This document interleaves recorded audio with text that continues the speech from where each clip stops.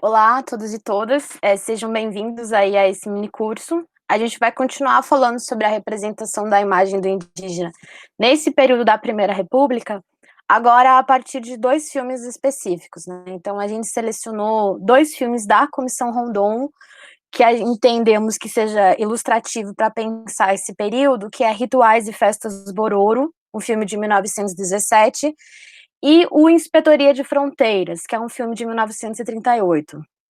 Esses filmes, eles são 2 filmes aí que vão trabalhar com a ideia, a representação da imagem do indígena dentro de 2 polos que a gente entende ser interessante para discutir, que é a questão do indígena como bom selvagem e esse indígena representado como um indígena integrado. Eu vou colocar aqui as imagens para a gente poder fazer a discussão a partir delas.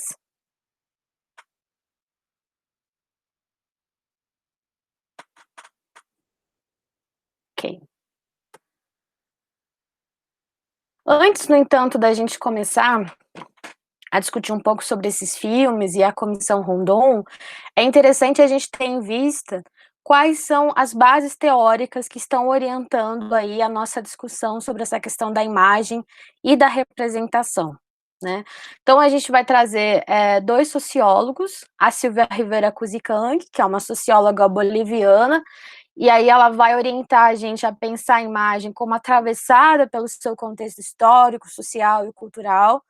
O livro que a gente está usando como base dela é o Sociologia da Imagem, e essa concepção da imagem que vai trazer aí uma reflexão crítica da realidade, ela está em diálogo com o Stuart Hall, né, com a ideia de representação que ele constrói aí no seu livro Cultura e Representação.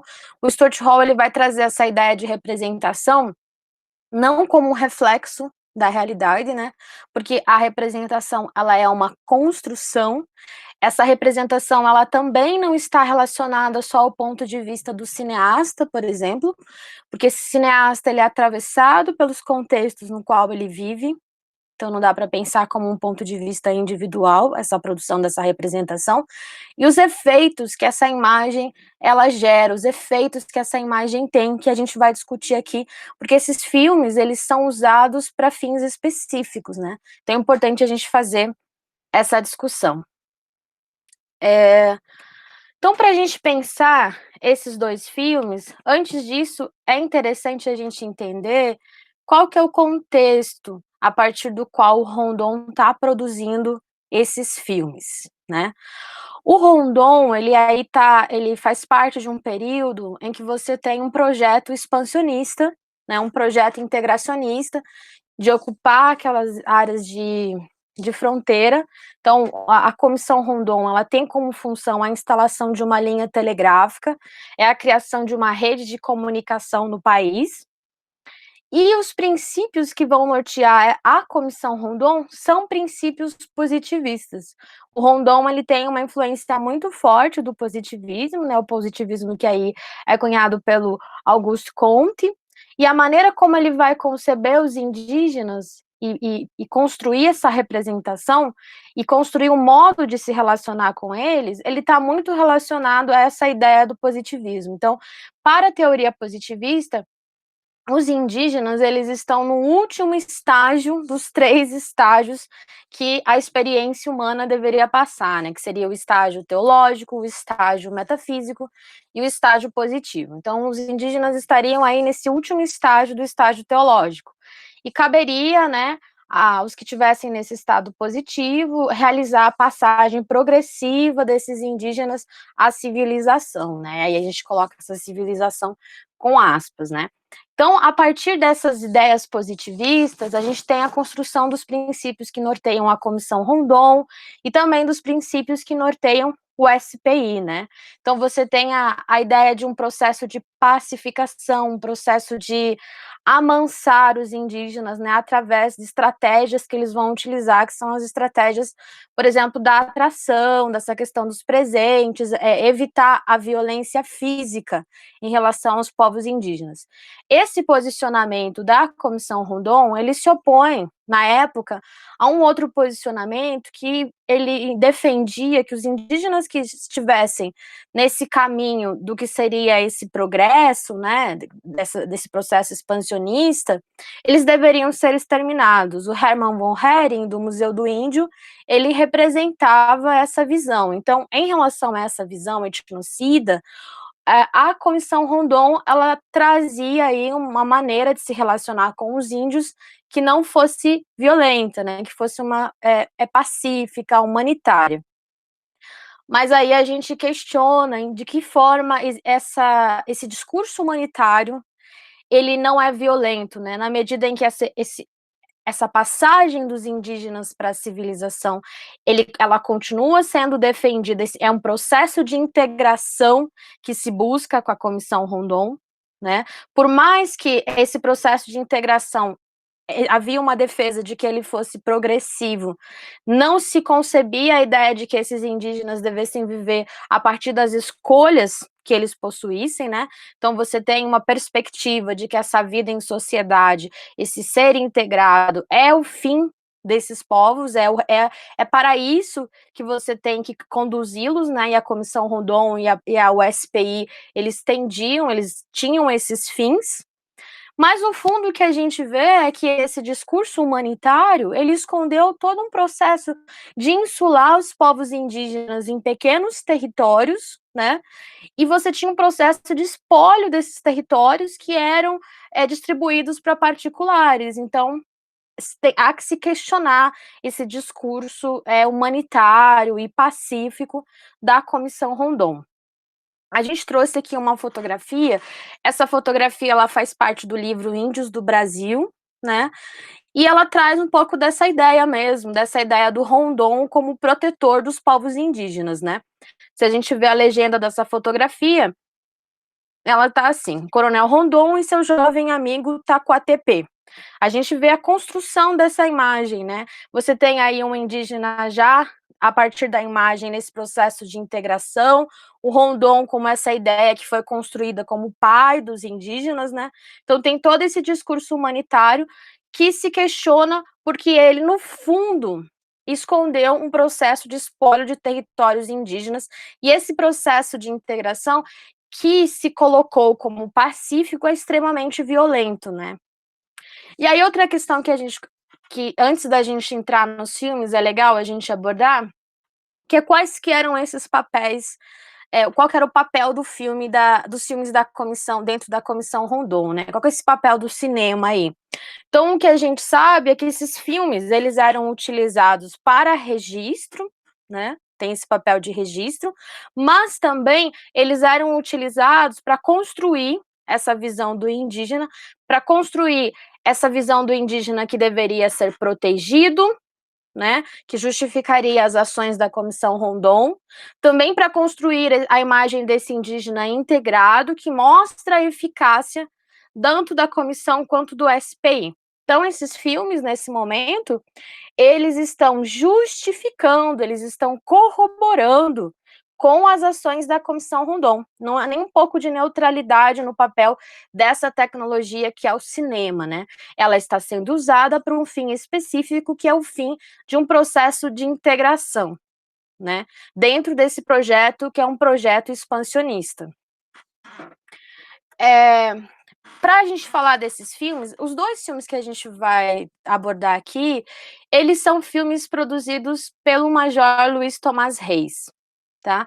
É interessante a gente falar dele porque ele é quem produz, ele é o maior cinegrafista da Comissão Rondon, ele que produz a maior parte dos filmes, ele quem dirige, eu não diria dirige, né? Ele quem trabalha com a fotografia desses filmes.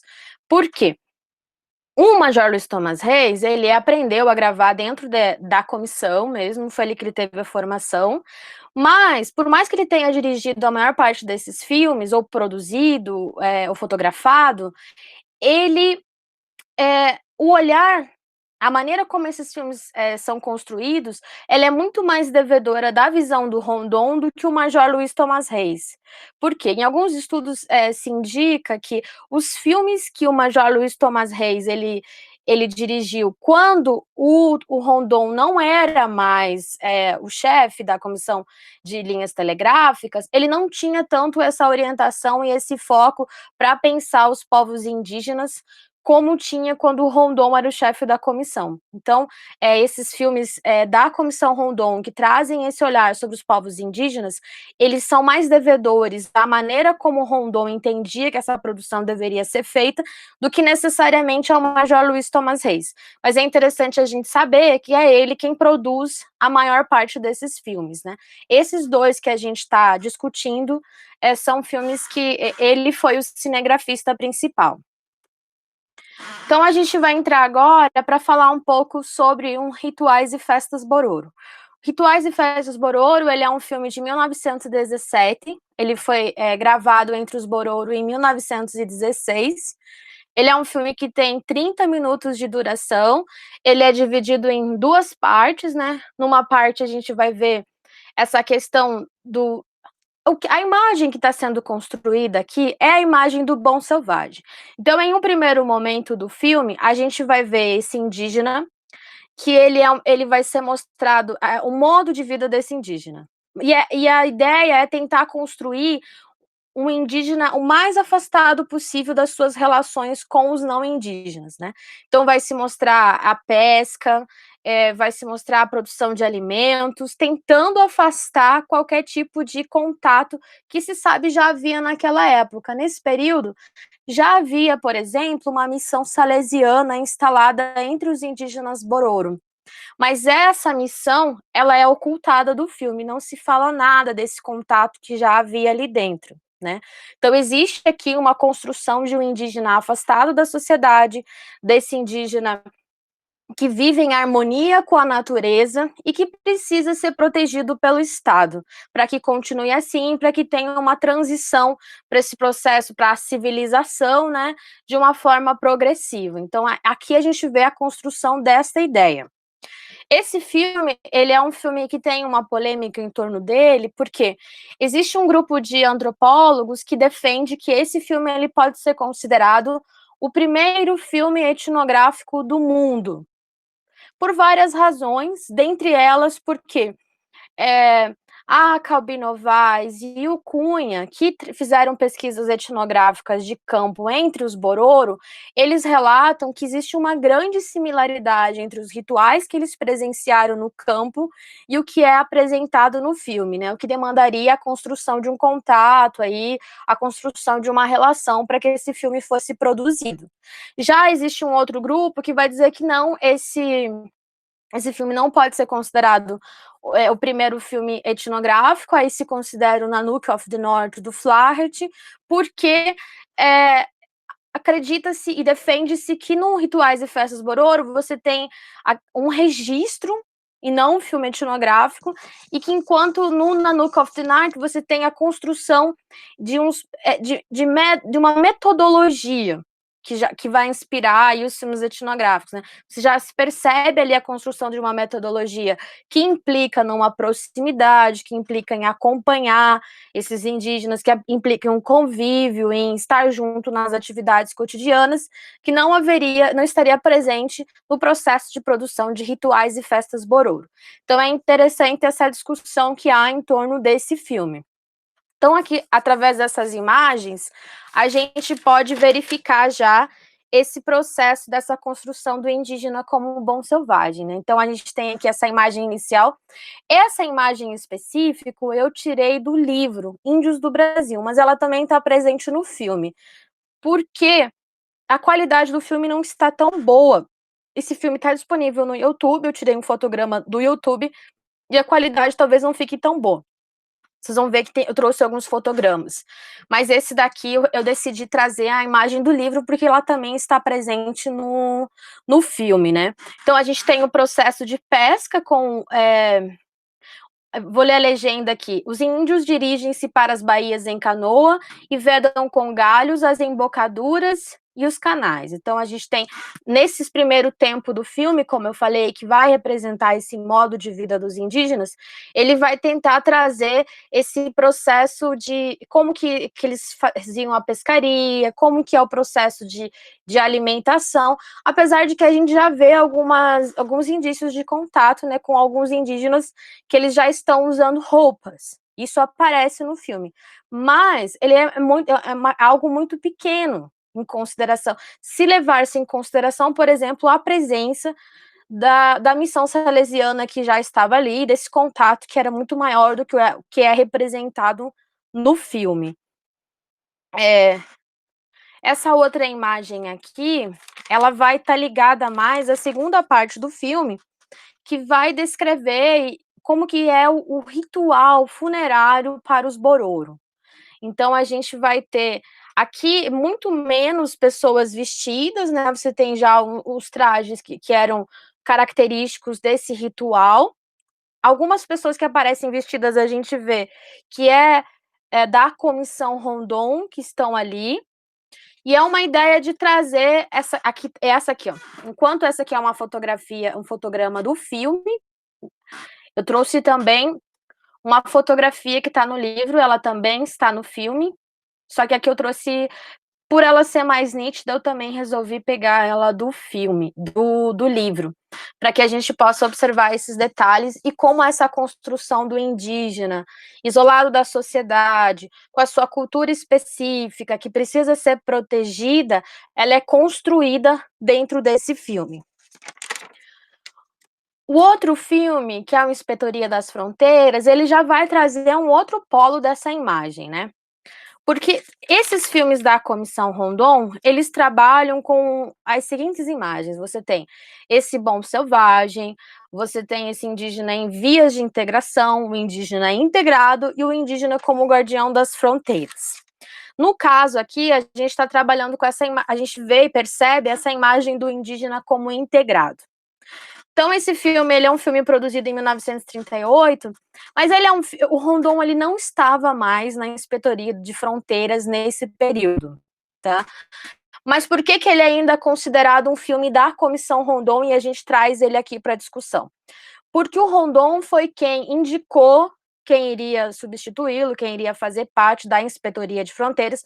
O Rondon, depois que termina a Comissão Rondon, ele vai para a Inspetoria de Fronteiras. Quando ele sai da Inspetoria, ele indica quem que vai fazer parte dela. Então, nesse sentido, esse filme ele ainda é considerado, por essas razões, como sendo um dos filmes da Comissão Rondon. Até porque o Rondon utiliza fotografias desse filme para usar no livro dele, com algumas diferenças, né? Enquanto a gente vai ver aqui nesse filme, você tem um enfoque muito maior nessa questão das missões salesianas, algo que o Rondon não enfocava nos seus filmes, muito pelo contrário, ele procurava retirar essa questão da igreja, porque ele tinha uma oposição à maneira como esses processos de catequização, ele entendia que o processo de integração deveria ser responsabilidade do Estado e não da igreja. Então, as imagens que ele utiliza no livro, elas não trazem, elas tentam trazer mais essa questão dos indígenas e menos as missões salesianas, enfocando também nos funcionários do SPI, né? Então tem essas diferenças entre o filme e as imagens que ele utiliza no filme, mas mesmo assim é considerado um dos filmes da Comissão Rondon. Então esse filme, que é um filme de 35 minutos, também está disponível no YouTube para assistir. Ele vai começar mostrando aí algumas atividades dos colégios salesianos em Manaus. Depois ele vai percorrer o processo de expedição. Ele é um registro, ele funciona mais como um registro do inspetor das fronteiras, que era o Manuel Alexandrino Ferreira da Cunha, naquele momento. Então ele vai registrar essa expedição dele pelo Rio Negro, e aí ele vai parar em alguns colégios salesianos e registra essas práticas de integração que se realizam nesses colégios salesianos, né? Uma dessas práticas que a gente pode verificar aqui é o processo de uniformização, né? Esse processo que a Kuzikank, ela vai apresentar como um colonialismo interno.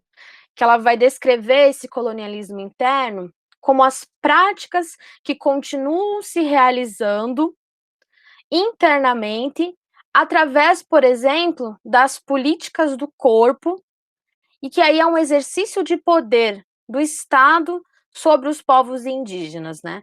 E aí esse exercício de poder através do corpo, ele se realiza, se percebe nas práticas escolares, nas práticas de saúde, que é um processo, um exercício de poder sobre o corpo dessas pessoas. Então a gente percebe nessa imagem inicial aqui como esses indígenas passavam por um processo de uniformização.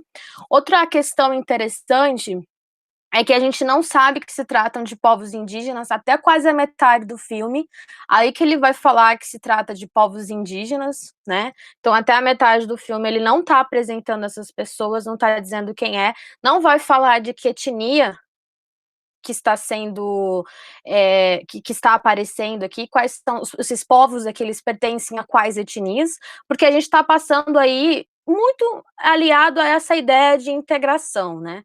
Esses povos, eles estão se integrando à civilização, e aí você não tem mais essa diversidade, essa diferença aí entre os povos, né? O que é interessante nesses filmes são os processos, as práticas de integração que se mostram ali. Então a gente vê como os meninos, você tem uma divisão por sexo nas atividades que são desempenhadas nessas missões. Os meninos, eles trabalham aí na plantação de mandioca, né? E as meninas trabalham numa horta. Então você tem essa divisão e esse processo de aquisição de técnicas consideradas civilizadas, né? E em oposição ao que eles aprenderam, ao conhecimento ancestral de lidar com a produção de alimentos. Então, aí a gente tem um exemplo desse processo integrador, né? E como ele é violento, esse processo, em que você é um processo de esquecimento mesmo das práticas ancestrais de produção e imposição de novas práticas. Aqui, no caso, a gente está falando das técnicas da agricultura, né?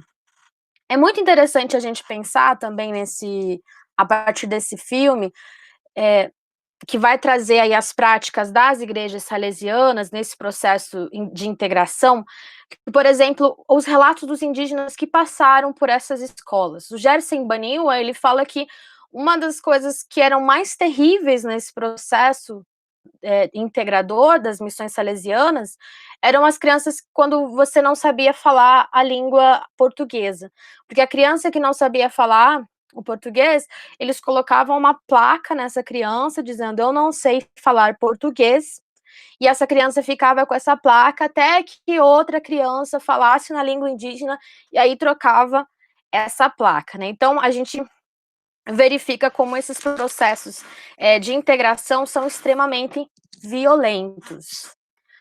Para a gente fechar esse primeiro módulo, é legal a gente retomar alguns tópicos aqui que foram discutidos. Primeiro, essa questão da construção da representação nesses dois filmes, né? Que marcam muito o que o Stuart Hall vai descrever como os processos de estereotipagem, né? Como que esses processos de construção de estereótipo funcionam?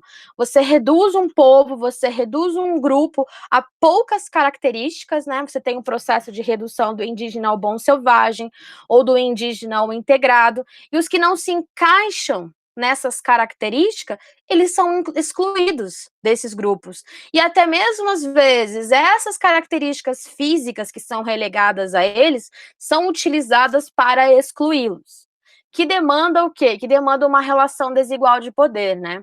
A gente vê esse processo como uma perspectiva única, que se impõe a esses povos indígenas, que constrói a sua representação, e como essa representação, ela tem consequências, ela tem efeitos, no sentido que ela é utilizada para justificar essas ações da Comissão Rondon, ela é utilizada para justificar que esses povos indígenas são insulados em pequenos territórios, e tem a perda de uma grande parte desse território, né?